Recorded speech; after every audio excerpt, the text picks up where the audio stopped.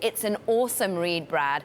And what's all important is that it seems as though Amazon bombed out of China, but in India, they're really focusing hard and they're deploying some interesting tactics to ensure that they manage to win this market. All right, thanks, Caroline. Well, it's a huge market, second most populous country in the world, 1.3 billion people. Smartphone penetration is on the rise. People are coming out of poverty and joining the middle class. And so it's not a surprise that, the big e-commerce companies see huge opportunity.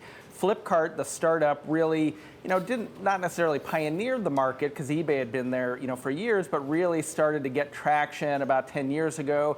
Amazon came in with a big investment in 2013. They're kind of battling neck and neck. Alibaba's in there a little bit with some investments. But yeah, the battle now is that next 100 million customers outside the major cities. And Amazon is doing things like launching a website in Hindi and trying to train, mom and pop sellers to start selling online. So lots of opportunity there. Lots of opportunity. And what struck me in reading your story is that there is no one single strategy here for Amazon. For instance, there are multiple ways to deliver or distribute purchased goods. You can pick up at a local grocery store, newly created distribution center.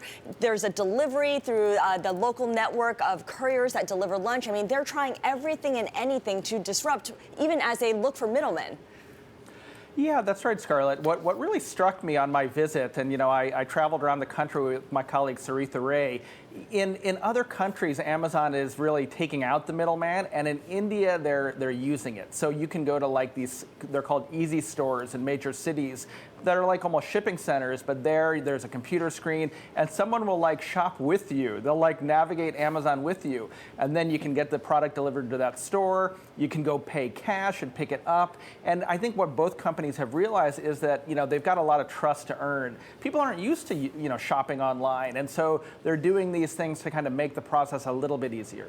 We know that India has a prevalence of mobile phones now, feature phones, smartphones, whichever the one, Brad, but there isn't a prevalence of banked people. A lot of people are paid in cash. How are they overcoming those sorts of hurdles? That's right. Yeah, online payments lag so far behind where they are in say China.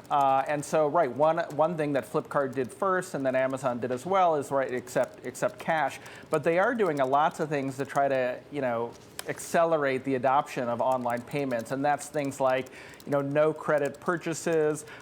When you get little things like when you get change from a cash transaction, Amazon will allow that they'll transfer that into credit in your account so that the next time you have digital payments where you can start, credit card adoption is very low, so the companies are making credit cards available. So lots of little things. It's no one strategy, but obviously this cash economy is one of the major friction points, not just for Amazon and Walmart, but for the entire modernization of the Indian economy. Very quickly, Brad, I know that you asked both Amazon and Flipkart who they think is ahead, and both kind of said they don't have an answer, but then they defended their whole strategy. What was your take? Who do you think looks a little bit like they have a strategy that'll last?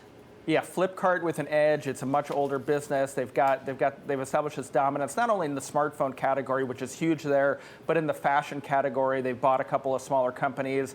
Amazon's spending a lot of money, and both companies are losing a lot of money. So, Flipkart maybe in market share. It's unclear whose economics look better at this point.